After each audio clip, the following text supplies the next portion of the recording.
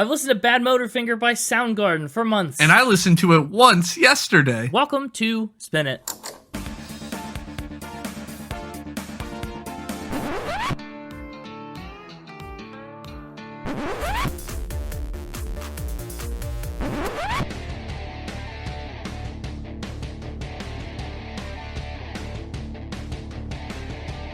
Hello, everybody, and welcome back to Spin It, the record ranking podcast for people who would rather be listening to music. I'm James, and with me, way over there, that's Connor. I'm so far away. Oh, hang on, let me run over to where you are. Hey, how's it going? Sorry I was so far away. That's okay. You're here now, and that's what matters. I was out in my sound garden. Do you have a garden of sound? Yeah. What's it sound like? Nature. So just a normal garden? It's just the sound of a normal garden? All gardens are sound gardens if you're listening. Deep. That's deep. Deep thoughts with Connor. Mm-hmm. Ba-da-da-da-da-da. Yeah, we're talking about Soundgarden this week. Going back to the Seattle grunge scene, I'm really curious to get your thoughts on this and mostly how it compares to, like, Nevermind. Maybe the Foo Fighters to a lesser extent, but yeah, mostly, you know, Soundgarden, Nirvana, they kind of ran in the same circles, being in the same genre from the same city. Yeah, that's probably the closest we've come to Nirvana since doing Nirvana. Way back in, like, episode 4? Yeah. Episode 4. I know when our episodes come out. I've never said otherwise. It's definitely the closest. I mean, even if we've come close before, definitely the closest, which is exciting. Do you know anything about Soundgarden? Do you know any big hits? Black Hole Sun? Yeah, no, I know Black Hole Sun. I didn't know that was by Soundgarden. I could not have told you who sung that song. I'm also a little disappointed we're not doing that one. Yeah. Mainly because I know that song and I like that song, but... Sure. Well, this is about exposure, but also when I was looking into getting into Soundgarden for the first time, the internet's popular opinion seemed to be that Badmotorfinger was the better album than Super Unknown. So I was like, sure, why not? I'll go for it. You know, I'll try something different. Fair enough. But yeah, Black Hole Sun is probably by far their most popular song, and it's transcended them a little bit. It shows up on a lot of like greatest rock song playlists. Yeah, definitely. It's funny because Black Hole Sun feels fundamentally so different than most of what's on Badmotorfinger, I think. But yeah, I'm stoked. I've really enjoyed reintroducing this album to myself over the last couple weeks. Just getting ready for the episode and Googling and listening, and it's been nice. It's been a process. But let's get into it. Soundgarden was officially formed in 1984. So I think that means they predate Nirvana a little bit, and their primary run lasted up until 1997. They also had another stint from 2010 to 2018, but they officially disbanded after the untimely death of founder, guitarist, and, of course, iconic vocalist Chris Cornell. It all started back in the early 1980s. Chris Cornell was in a band called the Shemps. What a band name. That's an interesting name. Yeah, it reminds me of the Three Stooges. Well, Cornell's in the Shemps, and he's in the Shemps alongside bassist Hiro Yamamoto and eventually Kim Thayil. They had connections to Bruce Pavitt, who would eventually found the Seattle-based grunge-forward record label Sub Pop, who we've talked about many a time now. Yeah, we have. Yeah, that would be a very important connection for Soundgarden in the future. But Cornell, Yamamoto, and Thayil start jamming on their own once the Shemps broke up, right? Chris Cornell is on the drums at that point. Eventually, he'd be replaced on the drums by Matt Cameron so he could spend more time focusing on his vocals. They called that little trio Soundgarden, and it was actually named after, I mean, you joke, but it's named after an actual garden of sound. Yeah. It was an art installation by Doug Hollis on the northwest shore of Lake Washington. In? Isn't that in Seattle? Yeah, it's in Seattle. Yeah. Apparently the physical art installation became kind of a makeshift memorial for Chris Cornell after his death. Yeah. In 2017. Yeah, it's still around and you can visit it today. It's made of organ pipes on weather vanes, so when the wind blows, it actually sounds maybe just like that. You won't know unless you go see it. Maybe it sounds like bah, bah, bah, bah, bah, bah. Oh, like that Phantom of the Opera kind of organ? Yeah, I don't know. It know. could be Phantom of Seattle. So they're playing as an art-named trio. They start to be managed by Cornell's future wife, Susan Silver. Great name. Susan Silver? It sounds like a superhero, like a secret identity. Oh, yeah, like the secret identity of a superhero, right? Yeah. Susan Silver is. I immediately went to the Silver Surfer, but that doesn't make sense. No.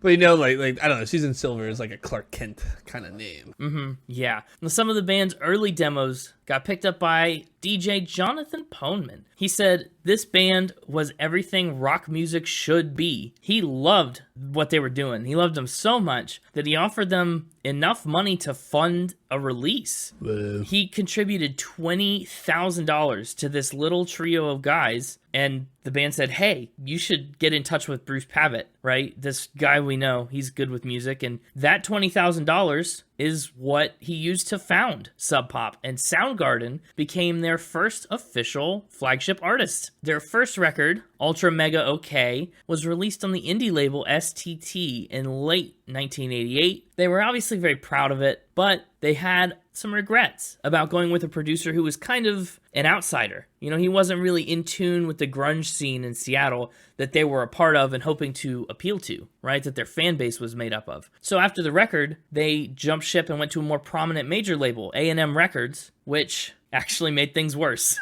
Their audience did not love it. They thought they were selling out. Kim Thayil says, our fans came from the punk rock crowd. They abandoned us when they thought we sold out the punk tenets, getting on a major label and touring with Guns N' Roses. Oh, no. He said there were fashion issues and social issues, and people thought we no longer belonged to their scene, to their particular subculture. But that's just optics. Obviously, they still did. It's just that when you're punk, you know, you gotta get with it. By 1990, Soundgarden would release a pair of EPs, Screaming Life and FOP, F-O-P-P, and their second record and major label debut, Louder Than Love, actually peaked at number 108 on the Billboard charts, which is remarkable. That's when Hiro Yamamoto decided to step away from Soundgarden and go back to school. And can you guess who they brought in to replace him? I sure can. Yeah?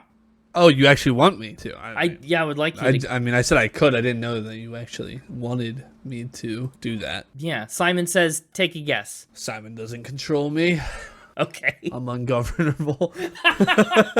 Okay. I mean, I can take a guess. I didn't say be correct either. That's fine. The whole fun of it is that I think you'll be incorrect. Oh. If I just thought you'd get it right, I'd just say it. Was it Bill Nye the Science Guy? No, it was not. But imagine what kind of a punk band that would be. No, in fact, they brought on Jason Everman, former Nirvana guitarist. Oh. The one credited on Bleach, who never played a single note. They're poaching Seattle's local legends. Did he get to play a note on this one? Actually, no. No.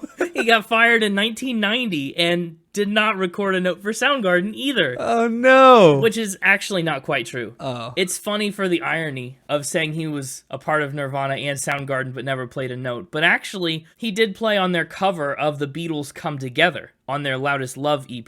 But that's it. Ah. Poor guy. Barely got to play any notes. Yeah. Maybe that's why they fired him. They're like, whoa. In your contract, explicitly said you weren't allowed to play notes. We hired you, but you can't play. Yeah, maybe that's what did it. Poor Jason Everman. Hey, Jason Everman, if you want to be on this podcast and not talk, hey, like, you're welcome. Hey, Jason, play notes. Yeah. Instead of take notes. Right. So he then was subsequently replaced by bassist Ben Shepherd, actually who was one of Soundgarden's biggest fans at the time. Whoa. They said he was a fresh and creative musician and that he helped make their sound faster and weirder. So I like weird. You get some weird. Fast and weird is kind of the name of the game. That's the story of my life. Yeah.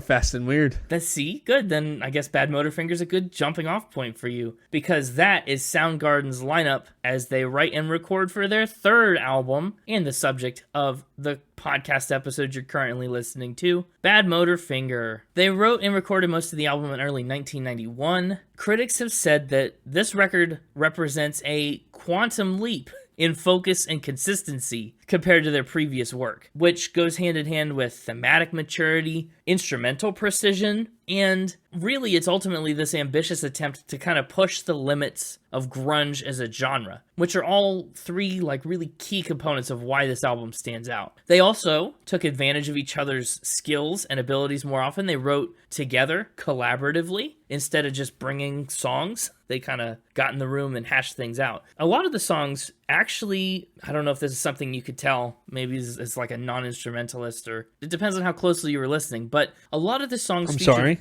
You just call me a non-instrumentalist? No, I'm saying it depends on how closely you were listening to the album and how familiar you are. I'm pretty certain you just said, I don't know, as a non-instrumentalist if you picked up. First of all, when was the last time you played an instrument? Just the other day. When was the other day? Like over the weekend? Really? Yeah, I got my keyboard. Oh, well, but I'm talking guitars. Last time I did that, a couple months ago. Okay. Well, And I mean, I played the trumpet for years. Right, but the trumpet's not going to help you hear a guitar that's tuned differently. How dare you? You and your biases. That is a hurtful stereotype that trumpets can't identify guitar tuning subtleties. Okay. I mean, it's just hurtful to all trumpet players out there. Sorry. I need you to issue a formal apology to all trumpet players. I'm sorry, all trumpet players. You should be. What I'm saying is, a lot of their songs feature unique guitar tunings. Oh, I had no idea. Yeah, sometimes they lower the E string, sometimes as far as a fifth to a drop B tuning. Whoa, a whole fifth? A whole fifth. Can't believe I didn't pick up on that. I can't believe it either. It's so obvious. Hey, no. I'm just kidding. One thing you might have noticed if you tried to count along with these songs is time signatures get a little amorphous. I am sensitive to time signatures as a marching band guy. Yeah, did you have fun with this album in that regard then? Yeah, it was weird. Fast and weird. Fast and weird and all over the place. Outshined, for example, switches into 7/4. Face Pollution uses 9/8. Like, these are weird time signatures that don't happen much, but they happen much here. It's a condensed period of time changes. And lyrically also, Chris Cornell evolves and tries to be more abstract. So he moves away from a lot of details and specific lyrics, and he kind of goes towards high concept songs full of what he says are colorful images. Thayil will go on to say that Badmotorfinger is like reading a novel about man's conflict with himself and society, or the government, or his family, or the economy, or anything. Basically, a man in conflict. You may be asking yourself, what is Badmotorfinger? What's that name? What's that mean? Where does it come from? As a matter of fact, it was more or less a joke. It was Kim Thayil's parody of the song Bad Motor Scooter by Montrose. He said, it was sort of off the top of my head. I simply like it because it was colorful and kind of aggressive too. It conjures up a lot of different images. We like the ambiguity in it, the way it sounded and the way it looked. What do you think? Do you like the way it sounds? Badmotorfinger? It is kind of cool. It's unique. A one-of-a-kind portmanteau. I think it's one of the clunkiest combinations of band name and album title that we've had yet. Yeah, it's a bit clunky. Badmotorfinger by Soundgarden. A lot of syllables, a lot of hard consonants, but I think that kind of is what makes it work. The whole album is a little abrasive, and it's only fitting that the title kind of jerks you around a little bit too. They recorded Badmotorfinger in Woodinville, Washington, and in California, and it came out on October 8th, 1991, after a couple delays due to production problems. And that timing, 1991, I mean, is a huge deal for grunge music. There's this massive wave of albums that come out within like 2 months of each other, right? There's Nevermind by Nirvana, Pearl Jam's 10, Blood Sugar Sex Magic by the Red Hot Chili Peppers all came out in the same window. And that big wave is really kind of credited with the mainstreamification of grunge and hard rock music. They're a key part of it. Generally, I think the perception is that Soundgarden at this time did get outdone in the public eye by Nirvana, right? Kurt Cobain and Nirvana is a highly visible band. But overall, Nevermind ended up drawing a lot of attention to the Seattle punk scene in general. And so, kind of a rising tide lifted all boats. And Soundgarden got a lot more fans from people that otherwise might not have looked at the Seattle grunge scene. But that's not to say that it wasn't popular on its own, right? Badmotorfinger got its fair share of awards in its day. It was actually nominated for a Best Metal Performance Grammy, and it won a Northwest Area Music Award for Best Metal Album. It would go on to be Guitar World's 45th best album of all time in 2006, and in 2019, Rolling Stone awarded it runner-up on its 50 Greatest Grunge Albums. Can you guess what number one was? Was it Nirvana? It was Nevermind. Yeah, it was runner-up to Nevermind. But it did beat out 10, and Pearl Jam and Siamese Dream by the Smashing Pumpkins is down at number 12. When did we talk about that? Episode 14, I think, was the Smashing Pumpkins? We did a lot of that early. Badmotorfinger also sent Soundgarden on a North American tour and earned them an opening slot for Guns N' Roses and later Skid Row. In 2016, Badmotorfinger even got a deluxe and a super deluxe 25th anniversary release. Ooh. Yeah, it had outtakes, it had live tracks, and a lot more. They even put out 1,000 copies on silver vinyl. And actually, when they set about trying to remake and remaster this project for the anniversary, they had to use digital backups to get that all figured out because Badmotorfinger was yet another victim of that massive Universal Studios fire in 2008. Oh, wow. That destroyed so many original source materials. Have we talked about that before? I don't think so. I feel like we have to have. I don't think it's come up. I don't know. We've talked about several artists that have been affected by it. It's an impossibly long list. The Wikipedia page has dozens on dozens on dozens of entries, but a few of the highlights and people that we've kind of talked about include Aerosmith, B.B. King, Quincy Jones. Remember him? Yeah. No. Oh, I knew it. Elton John, George Strait, the Eagles. Tons of people lost masters and original material and stuff in this fire, which is so wild. But that's kind of the Badmotorfinger era. As far as the rest of Soundgarden's career, it paved the way for them to release their fourth record, Super Unknown, which is actually, that's where Black Hole Sun comes from, of course, and it's their most successful record. Pretty much considered their mainstream breakthrough, right? Where they break out of the strictly grunge pocket. That one sent them on a world tour, a tour so intense, in fact, that it almost permanently damaged Chris Cornell's vocal cords. But then after their fifth record, Down on the Upside, tensions got a little high on another frustrating, long world tour. By the time it wrapped up in 1997, Soundgarden announced that they would be officially disbanding. For the most part, they went on to do other solo projects and other work. Notably, Chris Cornell joined Audioslave for 3 albums until their breakup in 2007. Kim Thayil worked with Nirvana's Chris Novoselic and later with Dave Grohl. The band officially did come back together, though, in 2010, and they put out one more studio album, 2012's King Animal, and they were actually still actively touring and had ambitions to record even more. But Chris Cornell's death, which rocked the music world pretty significantly, if you remember, led to the band's ultimate end. They only came together one other time for a tribute to Chris Cornell in early 2019. Do you remember when Chris Cornell died? Why would I remember that? Well, because it was a big deal. I feel like maybe you weren't as plugged in. I don't know. I followed music a lot. I don't think I'm that plugged into music now. Okay, touche.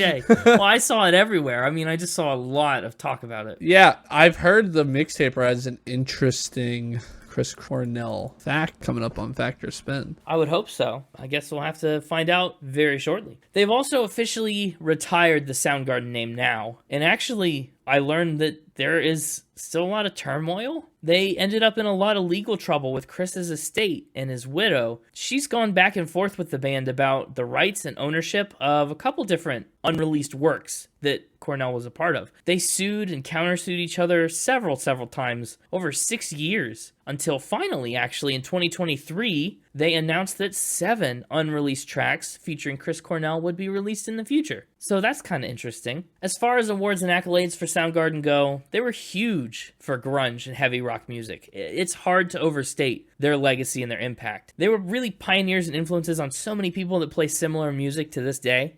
You'd be hard-pressed to find anyone playing hard rock that doesn't revere Chris Cornell and Soundgarden. They were nominated for 9 Grammys and won 2 of them. They also earned an MTV Video Music Award for Black Hole Sun, and in total, they earned 7 Northwest Area Music Awards in the span of 2 years. They were also nominated for the Rock and Roll Hall of Fame for the first time in 2020, but they failed to be inducted so far. So keep an eye out for future. Failed? Yeah, they didn't make it into the Rock and Roll Hall of Fame yet. I don't know if that's, it's not like they tried and failed. They haven't made it. There's a lot of things I haven't done. I don't know if I would say I failed at them. No, but they were nominated and failed to gain entry on the nomination. Fair enough. I wouldn't say you failed to be in the Rock and Roll Hall of Fame either. But I've been nominated. No, you haven't. Don't lie. You're right. That's not my job. It's not your job to be nominated for the Rock and Roll Hall of Fame? No, to lie. Oh, to lie. You're right. That's not your job either. But it is the job of the mixtaper. Is he ready? Is he gearing up for another couple rounds of Fact or Spin? Oh, he's ready. Uh-oh. That means I'm not. It's, again, inversely proportional. The more confident and happy he is about a week, the more scared I am. It's a weird week. It's faster and and weird. weirder. Fast and weird week this time. Yeah, faster and weird. Let's get the mixtape run out here for some fast and weird factor spin. Hey, it's me, the mixtape. Hello. How you doing? Fast and weird. As usual. Are we gonna play Fast Fire Facts today? If it's fast and weird? No, but I wish we were. I mean, we could in a weird way. Maybe we'll do a bonus, not for any points, fast fired fact in honor of it being fast and weird. Okay, we'll see how we feel at the end, I guess. Do you like Soundgarden? How do you feel about grunge music? I guess I never ask you. Yeah, I love Connor's Soundgarden. No, not the garden that sounds like nature. Oh. Like Soundgarden the band. Grunge music. They're okay. Okay? It's okay? Okay. Let's get into it. Yeah, let's. We'll start with what I think is the mildest of these fast and weird facts. Okay, and we'll see if it's true or if it's a lie. From mild to spiciest. Yamamoto had a interesting degree. Is it 98.6? That's not very interesting, is Wow, it? it's kind of interesting that that's the specific temperature of a human body. Yeah, true. But you're probably talking like a degree from school. Sure am. Okay, that's better. What did he study? A degree in cryptozoology. Cryptozoology, like cryptids? I mean, I guess those would fall under this category. Yeah, like Bigfoot, Big Feet, and the Loch Ness Monster. Cryptozoology is the study of mythical, legendary, and undiscovered animals whose existence or survival is disputed. That's the end of that sentence. Okay.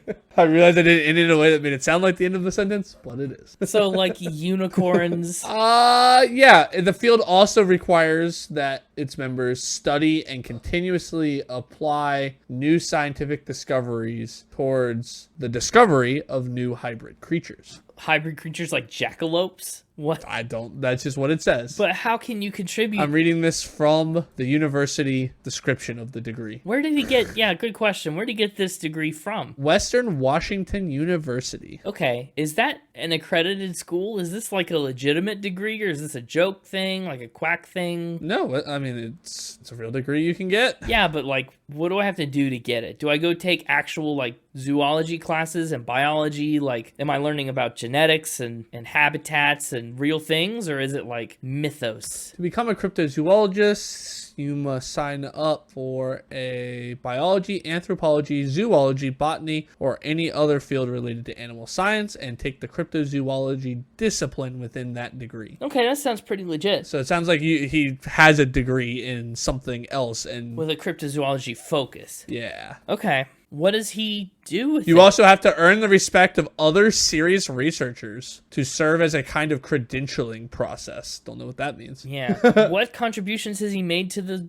field, I guess, if that's the thing he's required to do? Students study and research their choice of a reported cryptid with a focus on objective ground research. What cryptid did he choose? I do not know. Simply know he has that degree. He's got a cryptid degree. I'm gonna call this one a spin. Washington is famous for its Bigfoot sightings and like fabled things. And I mean, of course, as a Washington native, that's probably maybe why he'd get a degree in it, but also I think you'd want to find a reason to lie about Big Feet. Yeah, a guy that lives where the Bigfoot are. Yeah.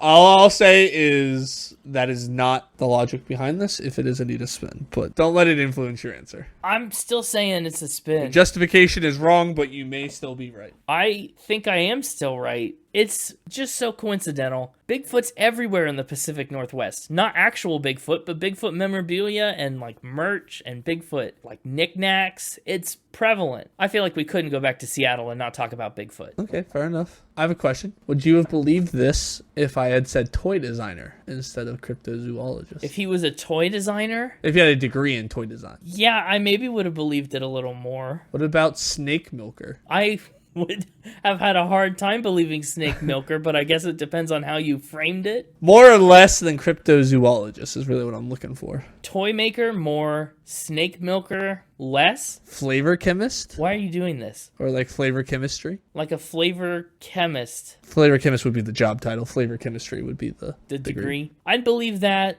at about the same level as cryptozoology. Okay. Those are in the list of most unusual STEM careers. This is a spin. Yeah, it is a spin. Okay, good. But I'm annoyed. Like, I kind of feel like I got Otis elevated a little bit to a lesser degree because, like, I just picked cryptozoology because it was the top of the list, not thinking at all that it had any. Like, why do you know so much about Bigfoot where Bigfoot's most cited? Well, that's like, how is that the path you went down? Because Seattle's famous for Bigfoot. I don't know where Bigfoot is famous. Well, nobody really knows where Bigfoot is famous, but at least they say they see him up there a lot. As I said, it's to a lesser degree, but I feel like I somehow picked the worst option. You did. Snake Milker was really close to me picking, but I thought it'd be a hard sell. It would have been. He does, however, have a real degree from the Western Washington University, but it's a master's degree in physical chemistry. Flavor science. See? That would have been super believable. Similar. I thought about it. I thought about going that way too. That's cool. But yeah. Imagine, though, if he like left the band to go do school and decided to become a snake milker. That would have been a really hard sell. It's interesting that you can get a degree in that, according to this. Well, if you can get a license to hunt unicorns, you could do anything. I see that how that could be a job, but how do you make a whole degree out of being a snake milking degree? Like, what? That's true. All right, well, on to medium. We had our mild fact, now on to medium. Okay. Chris Cornell almost got a black hole named after him. Darn it, I hate this, and it's so good. So, I'm guessing. I shouldn't guess. I should let you tell me. When I guess, sometimes you just agree with what I say. No, go ahead, guess. No. Go ahead, guess. No, go ahead, tell me. No, please, go ahead. So... No, I refuse. I want you to guess. So, I assume... scientists, as they do, discovered a black hole. Yeah. And when they found it, they're like, oh, this is like that song, Black Hole Sun. Kinda.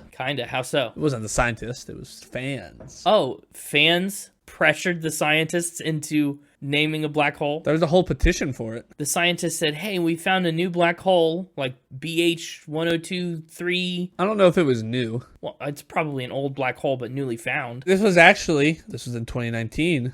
When they finally photographed a black hole. Oh, I remember that. That was an awesome picture. Yeah, the photographed black hole, a bunch of fans started up a petition to have the black hole named after Chris Cornell. Named after him, like inspired by him? Or do you want to name the black hole Chris Cornell? The petition was started to use the black hole to honor Cornell and Black Hole Sun. They want to name the black hole after Chris Cornell. So yeah, I think they wanted to name the black hole Chris Cornell. Look up into the sky. You can see, there he is, Chris. There he is. Well, you can't see him, right? There's no light. That's like the whole point of a black hole. You can see where he should be based on the absence of light. There's a lot of absence of light in space. So, yeah, but why almost? Does the petition not get enough attention, or do scientists just flat refuse? Yeah, I just think the petition didn't work. Oh, that's cool. Yeah, I like this a lot. It seems too easy. Of course they do this, right? That's for you to decide. I'm going to say this is a fact. I remember that black hole picture. Let me put it this way to you. One of the first things I did as a mixtaper when I saw we were doing this band was Google black holes named after Soundgarden. And it is now up to you to decide if I actually found any results or if I decided to make one up. Yeah,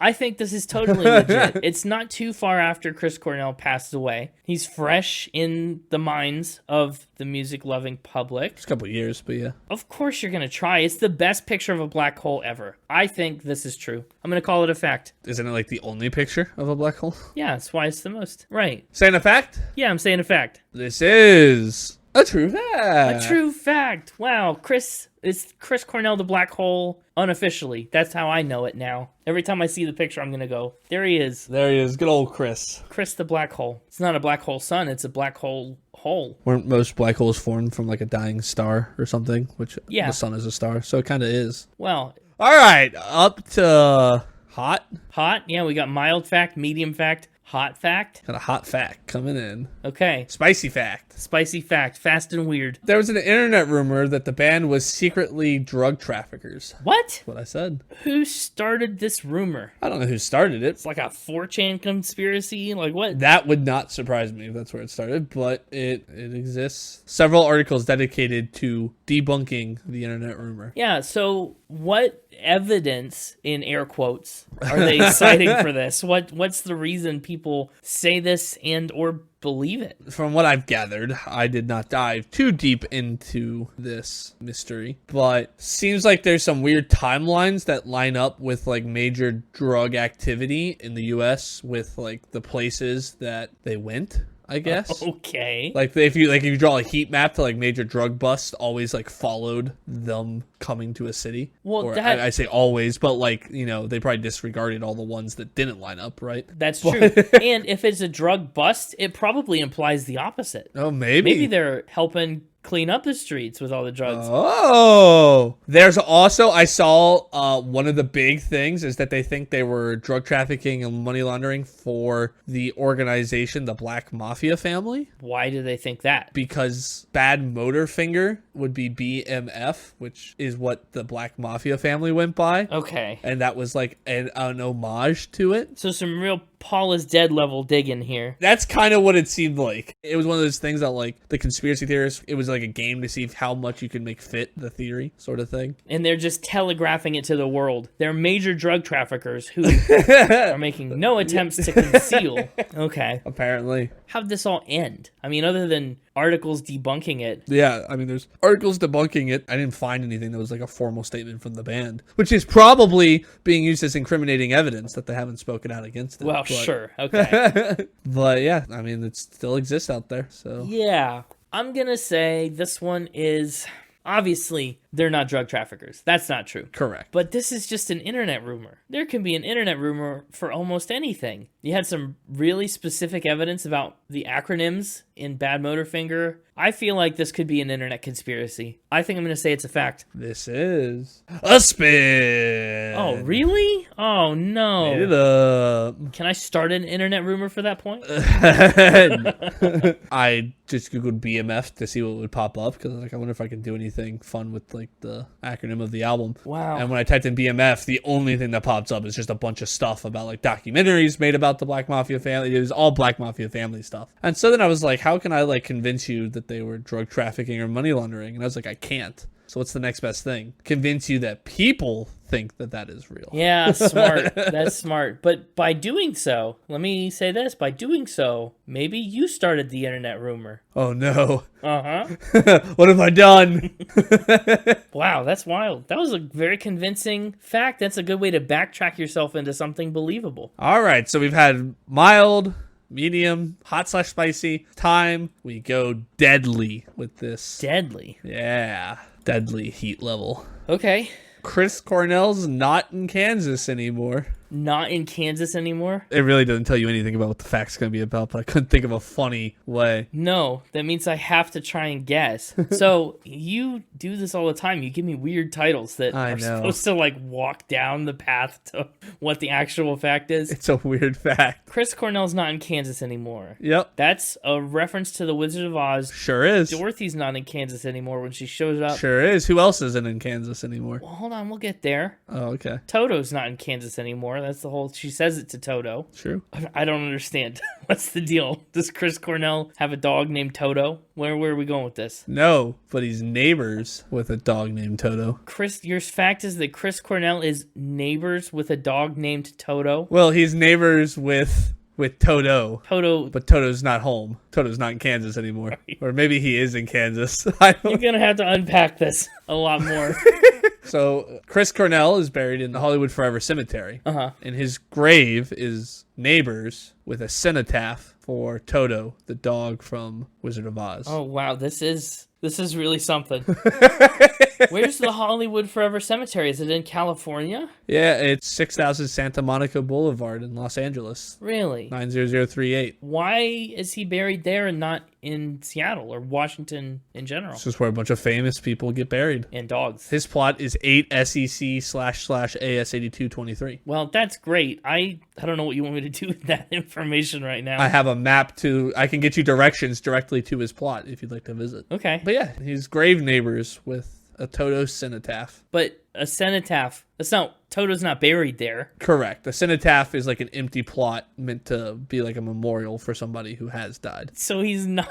So I see what you're saying when he's, Well, that's why I said Toto's not. he's not really neighbors with Toto. I said Toto's not in Kansas anymore. He's not there. Okay. It says this monument is dedicated to the memory of the beloved Toto from the 1939 film The Wizard of Oz. After the death of Toto, originally named Terry in 1945, owner and trainer Carl Spitz buried the Cairn Terrier. Is that a type of dog? I don't know. Cairn Terrier on his ranch in Studio City. The 1958 construction of the Ventura Freeway destroyed her resting place. Jeez. Yeah, so this is like an honorary grave replacement. Who else is he neighbors with? Well, that's where Fast Fired Facts can come in. Oh, I see. If we'd like to play.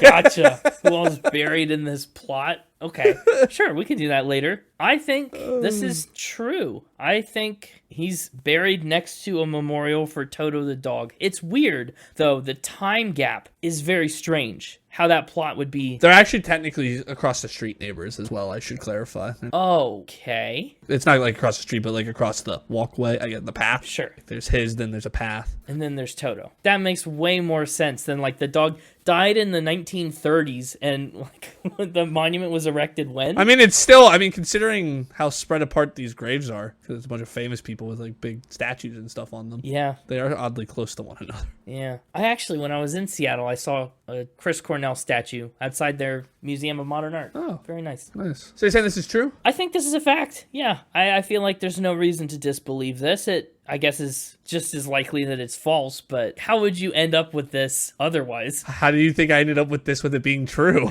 Yeah, touche. I mean, just you rambled off a series of numbers and letters that sounded like a legitimate grave location. So, I don't know. You've done some research. Yeah, that's right, I did. Should I be worried about that? I don't know. You never know what a dastard like me might do. Where's Toto's statue located? 944 North Van Ness Avenue, Los Angeles, California, 90038 is the street address, but the plot address, I gotta figure out how to pull that up. You knew how to pull it up for Chris. I don't know. Maybe as a cenotaph, it doesn't have an official plot number because I can't get it to pull up. That actually could be true. Well, that's suspicious, but I'm going to stick to my guns. I'm going to lock in fact. This is a true fact. Hello. Which That's means a you win win for this me. week. I really needed that. It's been a minute. Yeah, it has. Wow, it was fast and weird. It was fast and weird. Not in Kansas anymore. All right, so we won't play Fast Forward Facts, or? Yeah, hit me with a few. I'm mostly just curious. All right, first one, Crypt of Mickey Rooney. If you need to know who these people are, let me know. Mickey Rooney? No, he's like every Santa Claus you've ever known from a claymation special. I think that's probably true. He's probably there, especially if Toto is there. Well, this is meant to be like neighbors, just. Oh. What I'm considering neighbors is like general plots surrounding him. So it could be like two plots down or something like that, but in like the neighborhood of his plot. Okay, nobody too far away. All these people that I named will be buried there, whether or not he is. That's hard. That's Yeah. pointless. I'm glad this doesn't count for anything. Yeah, sure. Mickey Rooney. Yeah, Mickey Rooney also is Gus in Night at the Museum, Secret of the Tomb. Mm-hmm. I never know who you know. I know Mickey Rooney a little bit. Also, Mickey Rooney was like, he worked closely with Judy Garland a couple times, right? So if Toto's there, maybe. So are you saying yes or no to that one? Yeah, I'm saying yes. Oh, yes. That one is correct. Yes. The Cenotaph of Hattie McDaniel. Hattie McDaniel. Now that's a name I don't know off the top of my head, but it's another cenotaph, not a real grave. It's true. Who's Hattie McDaniel? She's a singer, songwriter, and comedian, known for her role as Mammy in Gone with the Wind. I haven't seen Gone with the Wind. This is going to really tell on me for what I know and don't know, and who I'm familiar with and not familiar with. I think she is also older than, but no, I'm going to say that's not close. That one is super. That's the closest one to Chris Cornell. Really? Wow. It's like right over his shoulder. Frankly, mixtaper, I don't give a dang. Mel Blanc. Oh, the Looney Tune. The Looney Tune himself. I think, yeah, he's close. He is not. Oh, what's up, Doc? Jane Mansfield. Oh, I recognize the name, but it's not properly ringing the bell all the way. She was a rival of Marilyn Monroe. That's probably why. Not close. Not close is correct. Yes. Johnny Ramone. Oh, also a musician. That's tough. I'm going to say that's close. Close? Yeah. That is the left neighbor of Chris Cornell. Yes. And number one, according to this, the clear winner of this unofficial award of like best grave markers in the entire cemetery. Really? Johnny Ramone has a full, or I guess not full, it stops at like where his thighs are, but like from the thighs up, bust of himself shredding a guitar. That's pretty cool. It's no Lars Ulrich toilet, but that's pretty cool. No, it's not. That's pretty great. Yeah, I mean, I can keep going. There's some other ones. Peter Lorre is nearby. Nelson Eddy's nearby. Valerie Harper. I'm going to say nearby Nearby. It's right next to the Cathedral Mausoleum as well. Nearby. I'm nailing this. Sure are. I did win that, though. Burt Reynolds is buried in there, Ooh. but not nearby. Dee Dee Ramone is also in there, but not nearby. J. Griffith is in there, not nearby. Judy Garland has her own pavilion. Nowhere near. I can't believe they didn't put Toto near the Judy Garland pavilion. Yeah, I don't know. That would make sense, wouldn't it? Wild. Cool. Well, I wish I'd counted that for points. I got 3 out of the 5. You sure did, buddy. Oh, well, that was fun. Hey. I wasn't that prepared to play it, but... Well, it was just because we said the episode would be faster and weirder. I felt like it needed a fast fire facts. It's true. Well, Mixtaper, I'm excited to see you again next week. It'll be something. Well, between you and me, next week is the closest episode to Connor's birthday. And so I think he might get to pick the album. And so he'll be the one playing Factor Spin against you. Whoa, you didn't forget his birthday this year. No, I remembered. I won't make that mistake again. But we'll see what he picks. Anyway, we'll see you next week for that. So bring your A game and be ready to party. I'm always ready to party. I know you are. I'm also always ready to yeah. Oh, he's gone. Connor, welcome on back to the show. You've heard of an Irish goodbye. That was a Mixtaper goodbye. Yeah, it's like an Irish goodbye, but it's wearing a mask. That stupid joke gets me every time.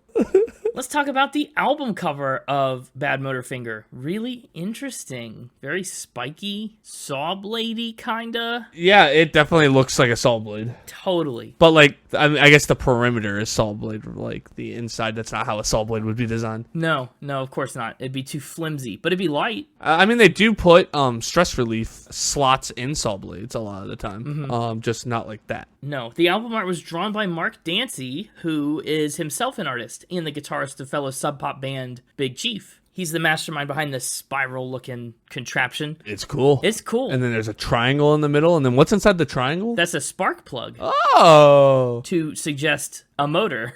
You might have been the most excited about hearing the word spark plug out of anybody ever. It's the engineer in me. Yeah, okay. It's a little-known fact, engineers are easily excited by spark plugs. I don't know if it's so little known. It's probably easily inferred. I really love the font that they've picked out for the word Badmotorfinger. It's very flowy and kind of a mess. Still legible, but all the letters are kind of crammed up next to each other. It's neat. I think the jagged style of it kind of fits the heavy nature of this album. You know, Saw Blade, the first song is called Rusty Cage. Like, everything feels very metal, frankly. Like, I feel like it's meant to.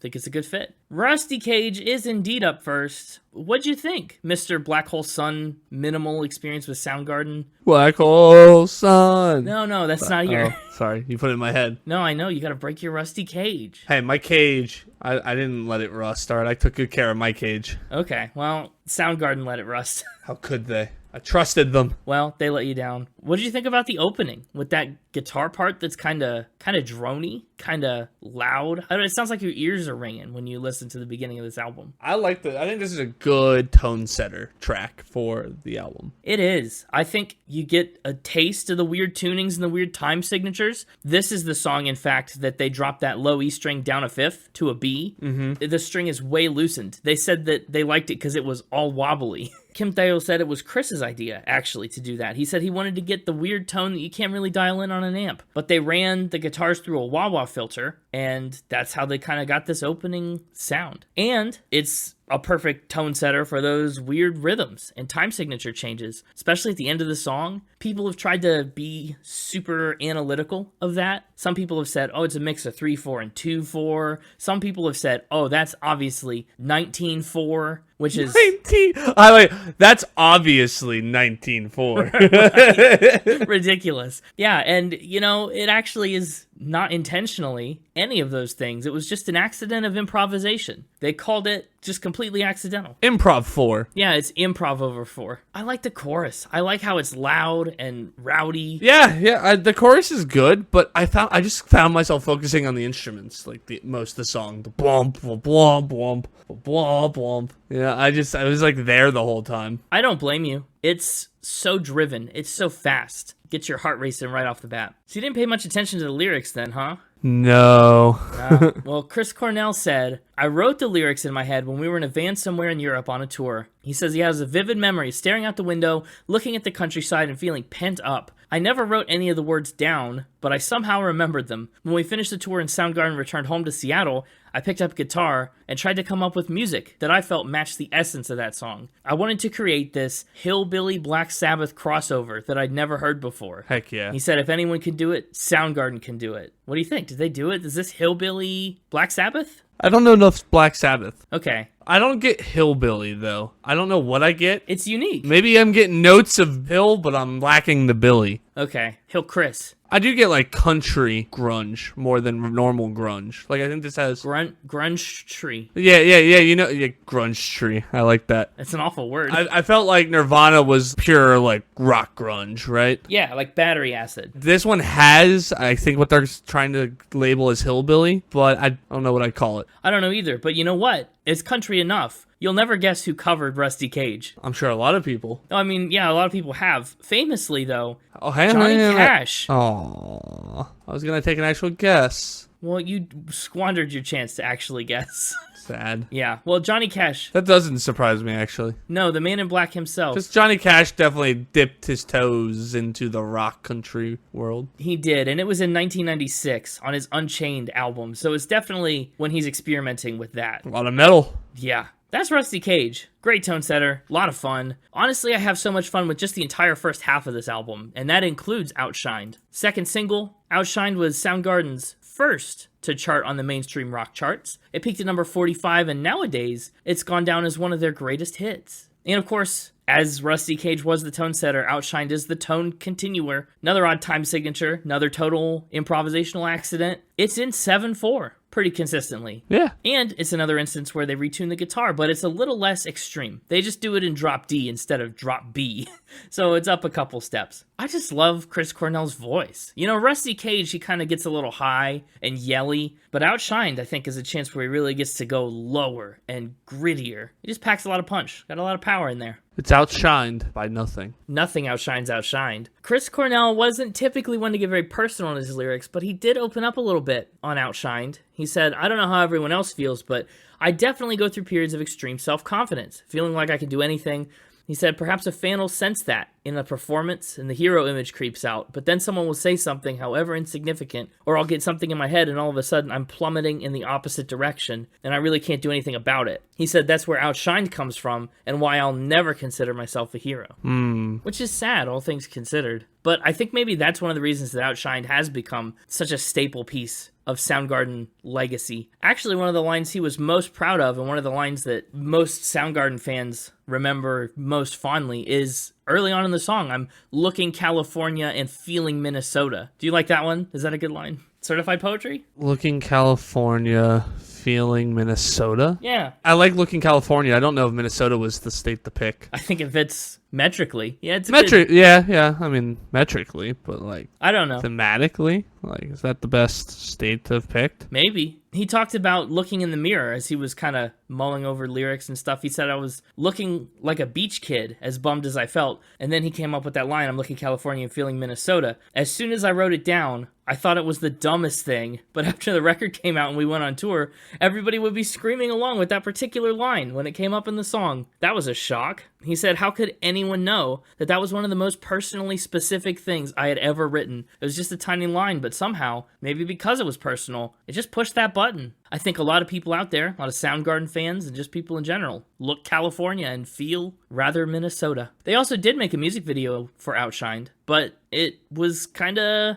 not it. They felt like it was uninspired, and the production team cut the beloved flippin' awesome guitar solo for Time. So it ended up being kind of a stinker of a music video, but what are you gonna do? Did it? Yeah. Stinker like bad or stinker like it was fart themed? No, it wasn't fart themed, it was just bad. They cut the guitar solo. It's a 5-minute and 11-second song. They have some good guitar solos on this album. They do. One of the things I kind of noticed as I was listening through, I hope you did that thing where you pay good attention to when the tracks switch, because it's so easy to just get swept away. I didn't on the first two. When we switched from Rusty Cage and now Outshined, I didn't notice it first because it like is a seamless transition almost. Yeah, that's what happens to me a lot on the back half of this album. We'll be going and going, and then I'll hear a hook that I'm like, wait, that's new? This is new, and it was too good to be also a part of the other song. But then sometimes you hit songs like Slaves and Bulldozers where Like it's a 7-minute song and they do introduce something new like part way through. And you're like, what? It's true. Yeah, you got to really stay on your toes. They do a lot of long songs. It's a 12-track album, which is pretty standard, but it is almost an hour long. Kind of a doozy. Yeah. But Slaves and Bulldozers is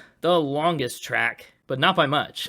There's a moment in Slaves and Bulldozers where Kim Thayil actually blows on the strings of his guitar. He said, that's the second song we did where I blow on the guitar. I do it live and people would think I was playing with my tongue or my teeth or my beard. What? No, I was blowing on it. Make a wish. Yeah, he was playing the guitar by blowing on it. Well, yeah, that part, that didn't confuse me as much as people who thought he was playing it with his beard. The beard is weird. Tongue and teeth, like, I've seen that. Yeah. Beard is downright dangerous. You're going to get your hair caught in it. Yeah. Maybe he's got a really firm beard, I guess. I don't know. ZZ Top could probably play guitars with their beards. Easily. Kim Thayil also said that Slaves and Bulldozers featured one of his favorite Soundgarden guitar solos of all time. Ooh. Yeah, and it was kind of controversial. He said the A&R guy came in and listened to the song, and he was like, this is finished? Come on, guys. And he said, you don't get it, do you? That's it. It's finished. He said, to me, it's great. It seems free, it's real kinetic, and it gives the song this great jarring feel. He said, Slaves and Bulldozers live is when I'm real free. I just approach the fretboard with a, what do I do now attitude. Sometimes it's great, sometimes it doesn't work, and that's what music is like. And I think it's also a standout track, not just for guitars and for guitar solos, but for Cornell's vocals. Wow. It's more heavy metal than previous tracks. I think we ditched the grungery.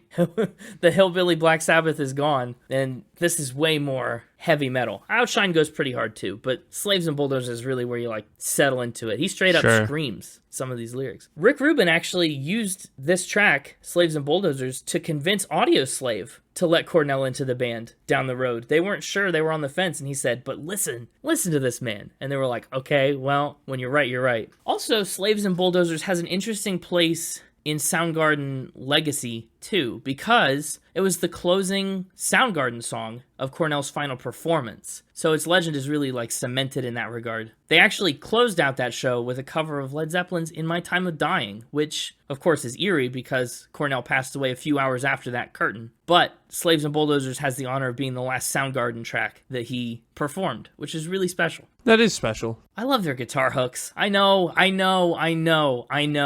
say it all the time, but Slaves and Bulldozers especially has some really cool moments. It's so long. It's a long song. I was a bit done with it. Yeah, and to put it this early in the album too is kind of a bold move. You know, I was almost more tolerant of it that way. Maybe that was the plan. Yeah, because the album is roughly front-loaded with long songs. Like, if I was already 53 minutes into this, and then you hit me with a 7-minute song, I'd be a little annoyed probably. I'd be like, are we not done yet? Like, no, but we're still getting started. Yeah. It is interesting that 4 of the album's 4 most popular tracks are the first 4. It seems like they really put their best foot so far forward. Yeah. With Rusty Cage, Outshined, Slaves and Bulldozers, and then Jesus Christ Pose right after it. Yeah, are we ready to move on to Jesus Christ Pose? Yeah, I think so. I felt like I recognized the guitar part of this. Really? I don't know where I would have heard that. I didn't recognize anything else about the song. It's just that felt familiar, or like it reminded me of a different fast-paced guitar part. I don't know. Interesting. It does feel kind of familiar. This song goes hard. Man, Jesus Christ Pose has all those harmonics and squeals and screeches. It's intense. Actually, interestingly, 4 of the members of Soundgarden contributed to Jesus Christ Pose, the most out of any track on Badmotorfinger. People call Jesus Christ Pose the essence of the band, since it has a little bit of everybody's fingerprints on it. So I think it's cool. You know, we start out with this great introductory track, then we get into Outshined, one of their most popular songs of all time, and then we get into Slaves and Bulldozers, kind of a legendary song for them, and then Jesus Christ Pose, which encapsulates so much of their personality in one 5-minute, 51-second song. Like, that's a special start to the album. It doesn't get much better. Matt Cameron is the one who kicked things off with the writing process on the drums. He said, as soon as I started playing this pattern, everyone dove right in, and within an hour, we had the guts of the song. Wow. I know. He said the approach we took on this one was pure assault of the senses. Canadians. dance to this song. I don't know what he meant by that, but they do. Thayil chimed in too. He came in next. He said, Matt's drum part is insane. It's so fast and coordinated, and I picked up my guitar thinking, what are they doing? He said it took him a while to figure out what was happening, but he said he started hearing that swirly kamikaze bat sound at the beginning, and that was a groove. And then he talks a lot about how he was inspired to put the feedback on it and just doing things faster and weirder, right? That's their MO. Faster and weirder is 100% the start of Jesus Christ pose. He's also compared the song's groove to helicopter blades, which I think I can kind of hear, especially with those drums. Lyrically, the song is about people who use religion for their own benefit, right? They pose like they're Jesus and they assume this holy posture, which is actually really exploitative, and using religion and faith as a means to profit and make money. And that goes for everyone who's leveraging fame, not just in a religious sense. Cornell said you see it a lot with really beautiful people or famous people exploiting that symbol as to imply that either they're a deity or persecuted somehow by their public. So it's pretty much a song that is non-religious, but expressing being irritated by seeing that. It's kind of a complicated illustration of that situation. And actually, a lot of people who didn't listen to the song and didn't get it lyrically definitely thought that it was like a heretical kind of blasphemous song. So not their most popular. In fact, it got so much outcry from religious groups that it got pulled from MTV in 1991. It was a music video they actually liked, unlike Outshined, and people really didn't get it. They thought it was anti-Christian, and MTV was like, well, we can't have that. MTV was like, we can't have that, and they pulled it. That's crazy. I know, right? What do you think? I mean, we're on our second song in the span of like 12 plus minutes. Oh, you're saying like 12 minutes have gone by and we've only done 2 songs? Right, like Slaves and Bulldozers is almost 7, and Jesus Christ Pose is almost 6. I just mean, there's only 2 songs on here that are less than 3 minutes long. It's true. Or really, there are only 2 songs on here that are less than 4 minutes long. Yeah, there's a significant jump. We're missing 3-minute songs, which is funny because that's such a standard length. Yeah. It's a long album. I did find myself getting lost in the sound, usually by the last third of the songs. Taking a walk in the Soundgarden? Yeah.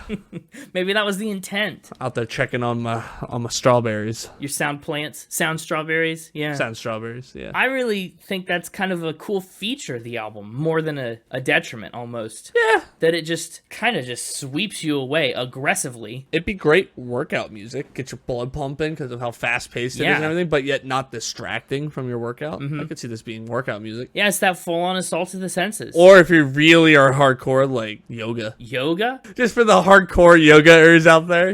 Most people think of yoga, it's like serene and peaceful. You'd be so stressed out. And then you got like this one person who's got their earbuds in and they're just... Well, I bet this would be good for yoga specifically if you're doing a Jesus Christ pose. I don't think that's a real yoga move. That's not a regulation yoga move. Not certified, but... Certified to hear it spin it. Maybe. What would be the spin it yoga pose? I don't know. What kind of a question is that? I'm just imagining something where like you've got like maybe like a winding of your arm or something. I don't know. Yogis usually strike a pose and hold it. We're all about keep spinning, like keep moving. Like, yeah. I don't think we align with yoga very well. I think we'd be a spin class. Now, like one of those biking. What's the biking classes? The spin class. Yeah, the spin class. That's what I'm saying. Yeah, that's our healthy market right there. We gotta get in with the jazzercisers, not jazzercise, the bikers. The spin classers. Jazzercise is also one I think we'd be good at. I can see it. What were we talking about? Yeah, see, we got lost on yoga. We were talking about how long these songs were and how there are only 2 songs on the album less than 4 minutes. One of them happens to be track 5, Face Pollution. Face pollution. Oh, I didn't hear you the first time, sorry. I said face pollution. That was a joke because you yelled it, and it was very loud. Yeah, I know, because he yells it so much in the song. Yeah. It feels wrong not to yell it. But then you said it again, normal, and so I was like, oh, I act like I didn't hear it the first time as a joke, but then I think you thought I actually didn't hear it. I think face pollution starts out awesome. It sounds big and sweeping, and just as fast as anything we've heard so far. It's just so intense. For its 2 minutes and 23 seconds, it's one of the most action-packed, like, dense stretches of music on the record. It's a song about identity, kind of akin to The Stranger or other similar songs that we've covered. And some of the lyrics are a little off the rails. Not like in a bad way, just in a way that makes you go, huh. If you take them outside of the context of the song, some of the lyrics of Face Pollution are really something. I'm numb as rigor mortis, scared by monkey faces, drowned in shark fins. That's pretty poetic. Yeah, it is. Of course, most of the lyrics are just face pollution, feel, feel, feel, feel. I don't feel like feeling is pretty good. I do like that one. I mean, this one was over before I knew it. You blink and it's done. I've gotten so used to these, 5, 6, 7 minute songs. Yeah. And then all of a sudden it was like, here's 2 minutes, 23 seconds of fast paced, just everything. And now we're gone. You almost don't even have a chance to settle into it before it's passed you by. Uh-huh. And what's funny is, it's got almost the least amount of Spotify plays on the album, which you'd think it would be the easiest to just hit real quick, Seems not to be the case. You can't listen to this album and not be in awe of the drums. How he can keep up and keep that tempo. Yeah, the drums are good, but I keep fanboying the guitar. I'm kind of pulling a U. Yeah, nothing wrong with that. Face pollution's all right. I like it. Yeah, it knows what it wants to deliver, and it does it fast and succinctly. And weirdly. Faster and weirder. Faster and weirder. It's ear pollution. We're getting faster and weirder. You're right. But then we slow it back down. I think if you want to talk about weirder, the start of Somewhere is very strange. It's so yelly. He just starts out with this, I wish to wish and I dream to dream, like very meta kind of stuff, and he's yelling and it's loud, and then they cut into singing it. But the yelling at the beginning is really interesting. Wow! Yeah, feels like you're pounding on the wall, trying to get let out of something. I don't know. I think this song has some of the most unbelievable lyrics on the album, and I kind of think Somewhere is like a harbinger of what's coming for Soundgarden, right? If you want to move towards something like Black Hole Sun, Somewhere sounds like kind of a way that you could bridge that gap between what we've heard so far and what's coming. It's a lot more melodic, it's a little slower, and a little bit softer, but not at the expense of intensity. But lyrically, right? The willow weeps on roses for the dead in laughs of love. Like, good grief, is this the same guy that just wrote the thing about swimming in shark fins? Somewhere in my dreams, the skies hold still. It's like on another level. Somewhere is one of my favorite songs lyrically. This was one that actually got me listening to the lyrics. I found myself listening to the vocals on this one. Yeah, it's easy to when the guitar line follows that melody right along with it on the chorus. Somewhere in my dreams, like that's exactly the same. And it's, again, great song to listen to the lyrics on. You picked a good one. I know how to pick them. Yeah, it feels a lot less involved, I think, from a musical standpoint. There's not as much of a wall of sound kind of thing going on. And it's almost a normal length. 2 kind of shorter songs back to back. On most albums, this would be considered a longer one, but it's actually Yeah, I know. one of the more shorter ones. On some albums, there aren't even tracks as long as this that we've talked about. Yeah. Here, I'm looking, is it like the third or fourth shortest? Yeah. I think it's 4th. Yeah. There's 2 2-minute tracks, 1 4-minute 6-second track, and then this one coming in at 4:21. Well, this one is pretty close to tied for the shortest title of a song. Just gets 9 letters. The next 2 tracks are some of the longest, kind of clunkiest titles on the album. Like, now we're going to talk about Searching with My Good Eye Closed by Soundgarden from the album Badmotorfinger. Like, so many syllables. Yeah. And then, if, asking, Alexa to play or something, they always have that weird voice where they pronounce words slightly, either differently or, put the emphasis differently than us humans would talk.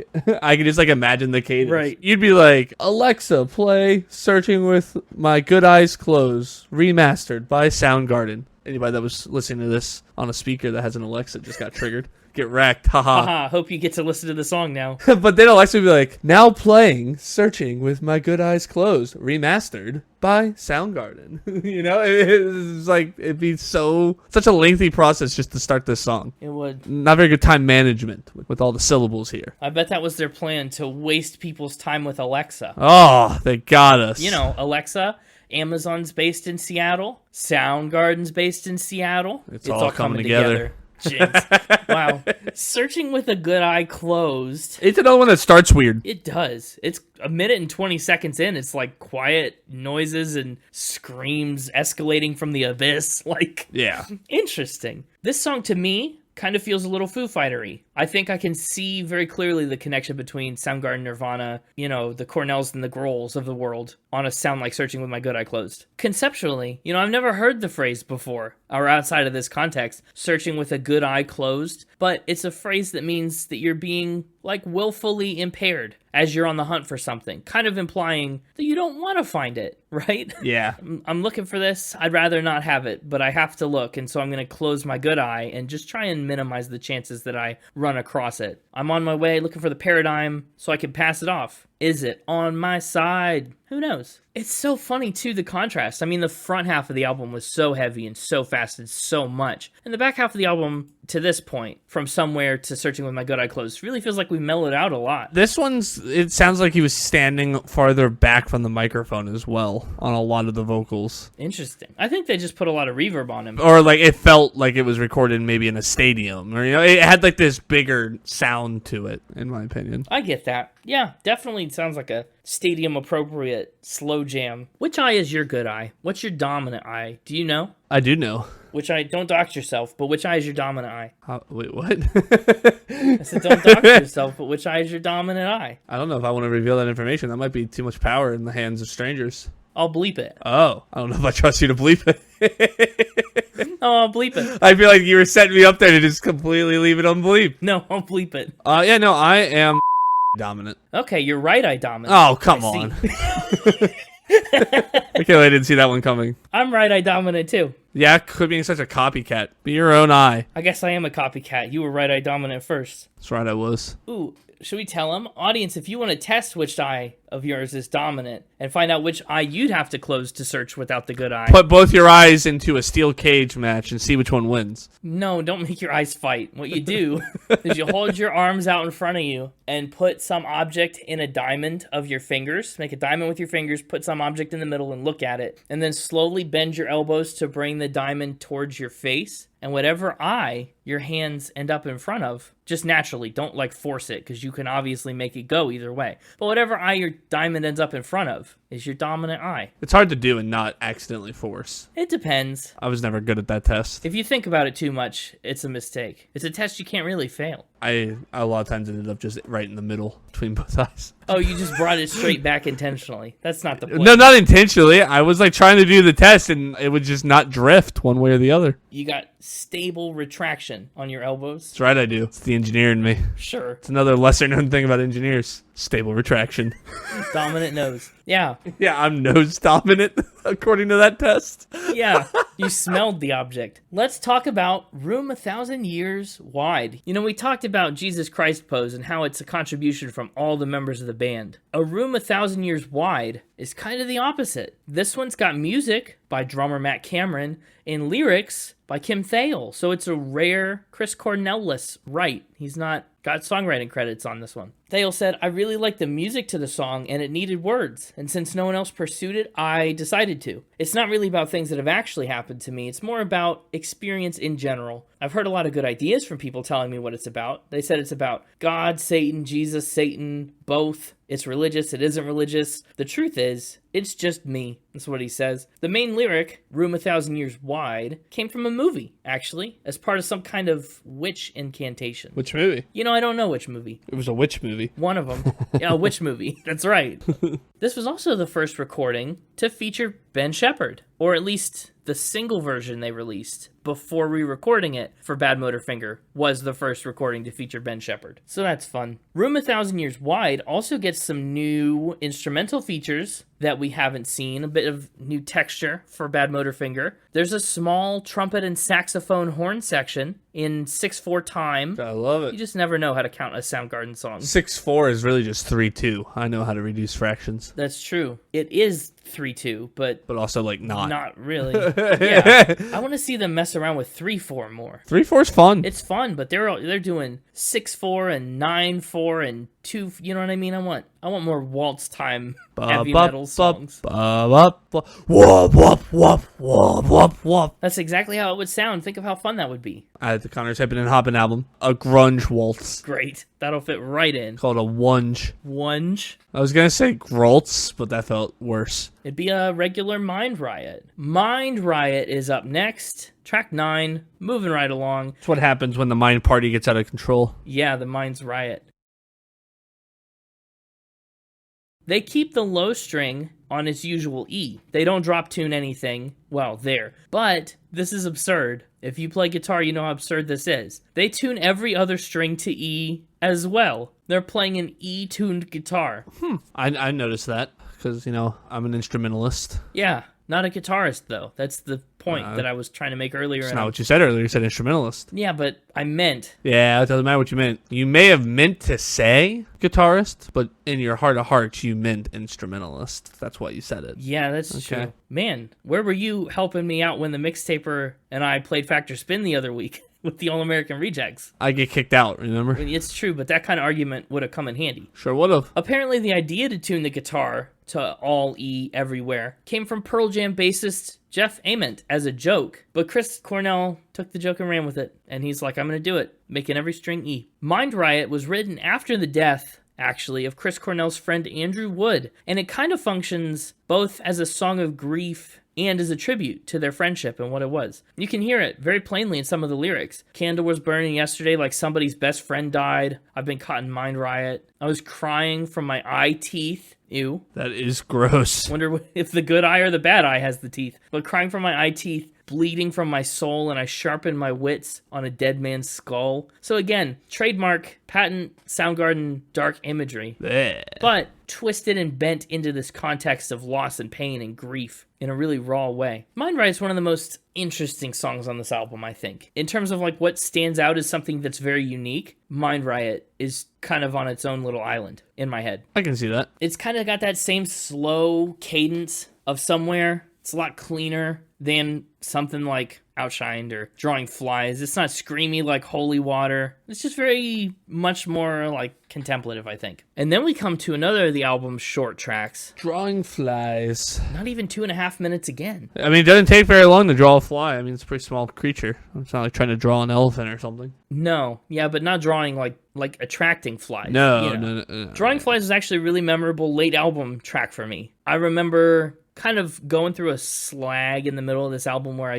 nothing was sticking for most of the time I listened to it. Once we get past like Jesus Christ Posed or Face Pollution, I lost a lot of it for a long time. Sure. Drawing Flies got me back. Okay. And I just think that's because I remember some of these lyrics. It's about someone who's just rotting away, sitting idle, stuck in a rut, time's passing uneventfully, sitting here like wet ashes with X's in my eyes, drawing flies, like uninvited company, wallowing in my own obscenity. There's just some more really intense, I don't know if I want to say like captivating, but they're lyrics that jump out at you when you listen. You go, he said what? I mean, that's been true like this whole album, but especially on this track. Yeah, fair. No doubt. But I really like them, right? Leaning on a pedestal that holds my self-denial. Like he can't even bother to put himself on the pedestal or support himself at all, really, because his self-denial comes first and foremost. And he relies on that to get him through, even though he knows and clearly acknowledges here that it's detrimental. All in a 2-minute song. It's so much. When we talked about Face Pollution, it was short, and there were not very many lyrics and not much going on in that song. This song, it's a small novel of lyrics and verses. There's quite a few lyrics jam-packed into this, and it's the same length, pretty much spot on. And I also like how I kind of disregard rhythm for a lot of the verses. They just kind of just go as fast and as hard as they can. Syllables and emphasis doesn't matter as much until we get to X's in my eyes, drawing flies. It makes the song feel paranoid, I think. And I think that suits it really well. Holy Water is the next to last track on the album. At this point, I was in that mind-numbed state. The Mind Riot. Yeah, the Mind Riot got me. I kind of assumed you would be. This is the kind of album that, obviously lends itself to that, but even if it didn't, I feel like on a lot of albums that are this style and this length, we're past the point where it starts to get you. Sure. Historically speaking. Holy Water is interesting. It's the return of religious imagery, but in a way more direct context than Jesus Christ Pose, right? That we talked about as a metaphor or kind of a storytelling device to give you an idea of different situations through the same context of people abusing like religious power or authority. Holy Water is way more of a direct telling of a story, and it does get even darker. The speaker has this traumatic encounter and is like sexually assaulted by someone he trusts and who's respected in the religion, some kind of religious authority, a priest, what have you. And so we get this really, really interesting image. Holy water is rusting me. Like this thing that's supposed to be pure and blessed and like heal me even is doing exactly the opposite and is fundamentally corroding me. Probably one of the most like lasting, I think, images on this album. Holy Water, I enjoyed the like wailing vocals, the Yeah. I thought that was cool. It is. His voice reminds me of something on Holy Water, and I can't put my finger on it. Not the screaming part that you're talking about, just the lower verses where he almost kind of mumbles it a little bit. You know what I mean? It's reminding me of something I can't think of right now. But the range he shows on this song is incredible and frankly unparalleled on the album. From one extreme all the way up to the other. Like, it's a lot. And at the drop of a hat. There's some really interesting harmony on Holy Water, too. Like, screamed harmony. Up Last is the third longest song on the album. Last, but definitely not least. Well, least in Spotify plays, but not least in our hearts, probably. That's New Damage. It was actually kind of least. Aw. I retract my earlier statement. Last and least, it's New Damage. I mean, if you like New Damage, that's its own thing. But it's clearly the least popular on the album. Essentially, it's a new kind of damage. It's going to tear the world apart in ways it hasn't seen before. Very weirdly fictional. I think a lot of these songs have been based in real emotions and real situations, even if they haven't been very personal all the time. At least they're like grounded. New Damage kind of feels like it goes off the rails a little bit, and it kind of reminded me of like Metallica and some of the stuff we saw in Master of Puppets with the Lovecraftian horrors and the things that are but should not be. You know what I mean? Sure. New Damage is a different kind of song. Faceless Poison, A New World Order. The wreck's going down. Get Out Before You Drown. It's funny that it's the least popular song on the album because I really do like that chorus. It was too long. It didn't do like the other longer ones tried to keep it fresh a little bit. This one didn't keep it fresh for me. No, I get that. And it's again been 50 plus minutes of more or less this album. You've been doing a great job. You know what I mean? At this point in the album, you're like, wow, I've really been through a lot of Soundgarden right now. So New Damage kind of just acts like a capstone on it for me. It's just the last little bit of everything that I liked from the album, and I don't think it's really anything that I didn't like, but it feels like it's just a recap of all the stuff, all the elements that came in other tracks that I really enjoyed, wrapped up in one little package. Well, not little, one big package. One big package. Almost 6 minutes. Almost 6 minutes worth of package. That's right. But with that, I suppose it is time, once again, for that part of the episode where we spin finally. Final spin. Let's do it. Yeah, I've got to get all your thoughts about this album, how it compares to Nirvana, to a lesser extent the Foo Fighters. I'm excited. For me, musically, it's all right. A lot of the choruses are really good and memorable. This is classic 1991 grunge. I really enjoy it. I think I'm giving the music a 79. I think a lot of the songs in the middle can kind of get lost. The time signature changes and stuff are really fun. There's a lot of them. And I guess they're kind of less of like a creative implementation and more so like we talked about and like the band acknowledges, kind of like creative accidents. Like they heard the song going this way, so they decided to play it that way, which is fine. But I'm giving music a 79. Lyrics, 82. On the dark side, really, but also sometimes on the silly kind of side, especially if you decontextualize them. Like when I took some notes, I would sometimes sit down and just read the lyrics without music. There are some real interesting ones in there without the context and the power of Chris Cornell's vocals behind them. Giving lyrics an 82. Instruments and production, 76. This album is heavy and it's sharp and it's grating, not in a bad way, in the kind of grating way that you'd want from a grunge album. But this album is kind of exhausting. I think this album makes you work to get through it. Gotcha. And a lot of that's just due to the production and like the listening fatigue. There's a lot of feedback and a lot of ringing and a lot of grunge distortion. And I think if you were to break this album apart, track by track, I don't think there's a single spot where you'd find it offensive or wrong or bad, you know what I mean? It's just that together in 1 hour-long collection like this, and maybe it's just the remaster, we've mostly listened to the remastered version of this album, so maybe the original mix is better, but 76 for that. Overall, such an important album in like the history and evolution of grunge and metal music. I really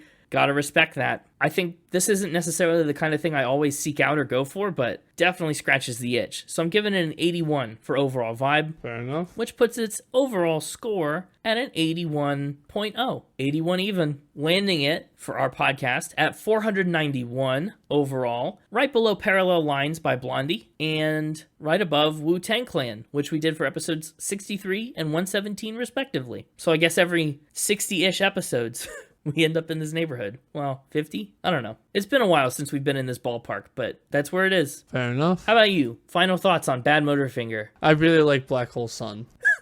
Yeah. Uh-oh.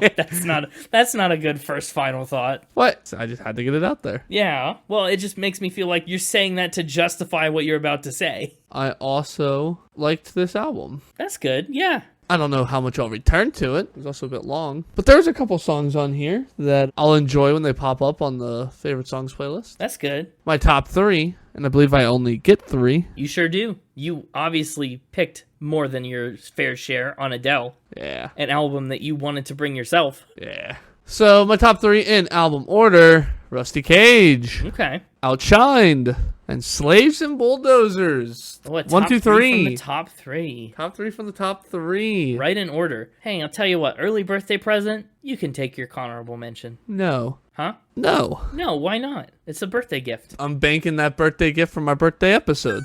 That's not how this works. Why would I want my birthday present early? Give it to me for my birthday episode. What? Well, your actual birthday present is that you get to pick the album for the next episode. Well, consider it last year's birthday present that you still owe me. Fine. Last year's 51-week late birthday present. You could take your honorable mention. No. Because I'm curious to hear what it is, too. Oh, okay. So, see, you just want to know. I do want to know. And you're trying to make it seem like you're giving me something when really I'm giving you something. It's transactional. It's an exchange. So if you want to know my honorable mention this week, you got to agree that I can have an extra pick next week for free. Extortion. Dealing? Yeah, I'm extorting my honorable mention. Fine. Sure. Whatever. Who's Jesus Christ pose? It's 1, 2, 3, 4. Those the first 4.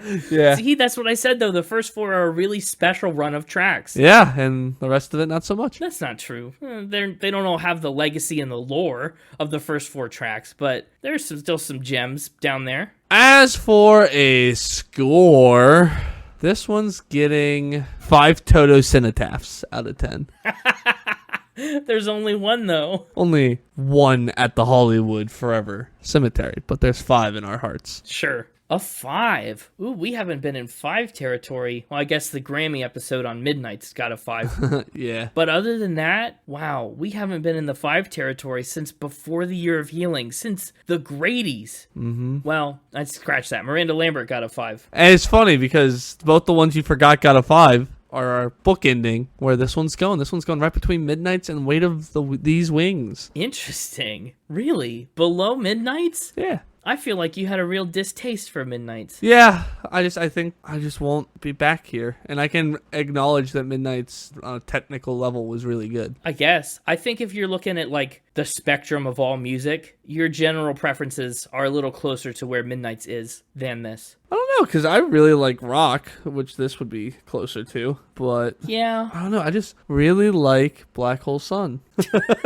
Okay, we get it. I think this would be an interesting one to backtrack, because I think I might have liked that album better. Really? You know, I haven't actually listened to the other album Oh. with Black Hole Sun. So maybe you should put it on your albums of the month, and then we can do a backtrack for it. Yeah, Super Unknown, huh? Maybe I'll have to give it a go. Maybe you'll backtrack too and be like, we should have picked that one. I don't know. I really like Badmotorfinger. Only time will tell. Yeah? Playlist pick, probably go in Rusty Cage. Okay, that's fair. So Rusty Cage is your playlist pick. I think that makes my job really hard. You're welcome. Can I be honest? I'm really seriously contemplating taking Slaves and Bulldozers. I mean, go for it. Unlike someone on this podcast, I don't limit what you're allowed to take. No, but look in California, feeling Minnesota. Or something deeper cut, like Somewhere. Oh, it's so hard to pick. I think I'm going to take Slaves and Bulldozers for how much Kim Thayil liked it and talked about loving that solo, playing it live, and feeling free and uninhibited. I think Slaves and Bulldozers is a pretty cool song, so we'll go with that, even though it's long. Fair enough. And at least it's long without any dull moments. You know, like New Damage and Holy Water, like some of the stuff starts out long with like a long intro section or some lull moments. I don't think Slaves and Bulldozers has any of those. But that's going to do it for another episode of Spin It. In another year with Connor at his current age. Everyone say goodbye to, I guess not say goodbye to 2024 Connor. He'll still be here. Yeah. Current age Connor will be born anew in the next episode. Like the Phoenix. Yeah. Connor's birthday is next week. He gets to pick the album. Yeah. I still don't know what it is. So Yeah. we'll find out. I did listen to half of the things I'm considering today. I got the other half to listen to tomorrow, and then a decision will be made. Okay, so you know as much as I do, audience. Yeah. That's exciting. I mean, you know basically as much as I do. I don't know what we're doing either. That's true. Nobody knows what album's coming next week, so stay tuned for that. I'm excited, probably, and you should be too. You can find us everywhere you listen to podcasts. Be sure to like, rate, subscribe, give some stars, give some thumbs. You can find us on social media at SpinItPodOfficial on Instagram and at SpinItPod on X. And, of course, you can find us on the web at www.spinitpod.com. Tune in next week to hear Connor say funny things like this. Oh, I forgot that was a thing. And tell a friend... Is that what we're going with? I feel like I can do better than that. Okay. Stay tuned next time to hear Connor do better than that with phrases like this. I can't do better than that. Tell a friend who's got a polluted face and eye teeth about the podcast, I guess. Sorry, what was that a reference to? Well, the polluted face was a reference to face pollution, and the eye teeth was a reference to that awful lyric in Mind Riot. Tell a friend who you would name a black hole after. Ooh, yeah, that's good. I like that. Yeah. We'll see you next week, and until then, Keep spinning. Don't stop. Keep spinning. You know, one more rep. I don't know how they do spin classes. I don't know. You've never been to a spin class in your life. No. Yeah. One more rep. I don't know. Spin class. Sure. What do you think? I think that was pretty much faster and weirder than the usual episode. I don't know about faster, but it was definitely weirder. I don't know about weirder, but it was definitely at least as weird. How about that? It was as fast and as weird. We didn't under-deliver, No. but we may not have over-delivered. Who knows? You don't want to over-deliver. It's true. Although I'd be pretty happy if I ordered, like, an ice cream cone and they gave me 2. Until they gave you 5 or 6 and they all started to melt. I'd still be pretty happy. But that might just be me.